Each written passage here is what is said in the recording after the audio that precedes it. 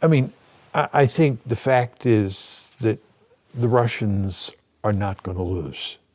And if the Russians were to start losing, if the West and the Ukrainians together were successful, as we anticipated, I believe the Russians would turn to nuclear weapons.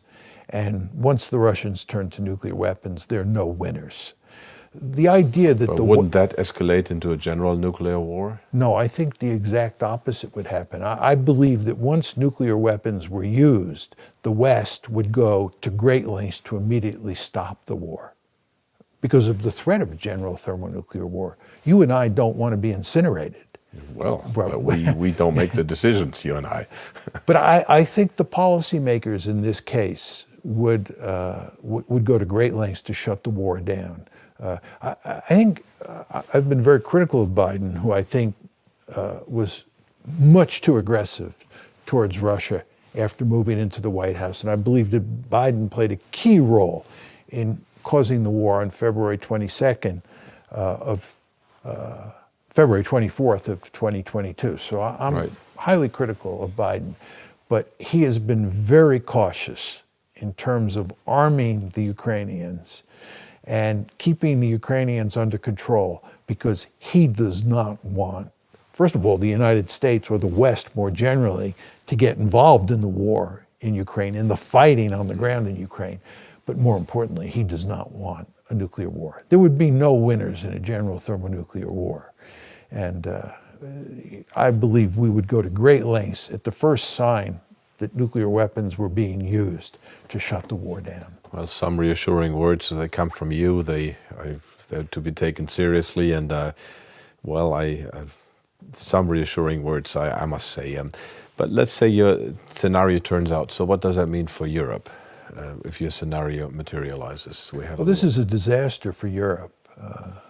There's no question about that. I mean, good relations between Europe on one hand and Russia on the other hand benefited Europe enormously.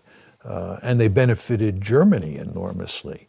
And now you have a situation where relations between Germany on one hand and Russia on the other hand have completely broken down, both at the economic level and at the political level. And what you really have between Germany and Russia, and between the West more generally and Russia, are poisonous relations. The Russophobia in the West is off the charts. And what's going to happen here is that for the long term, the Russians and the West Europeans, or the Europeans, are going to be mortal enemies. And there's going to be very little economic intercourse, and there are going to be these poisonous political relations.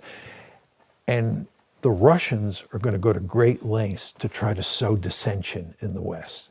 They're going to exploit differences between Hungary and Poland. They're going to exploit differences between Germany and Poland, between Germany and France. They're going to exploit differences between the United States and Europe.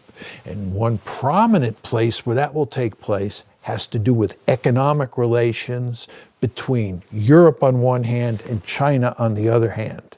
Now that Europe has been badly hurt economically because of the break-off of trade with Russia, the Europeans have an increased incentive to trade with China. But the United States is not going to want Europe to do much trading, especially with regard to sophisticated technologies with China. So the United States will put great pressure on Europe not to trade with China. The Europeans have powerful economic incentives and political incentives to trade with China. So you'll have this real tension between the United States and Europe, and the Russians will go to great lengths to exploit that tension. So there'll be all sorts of possible places where the Russians can sow dissension in the West. And this will just fuel the Russophobia in the West.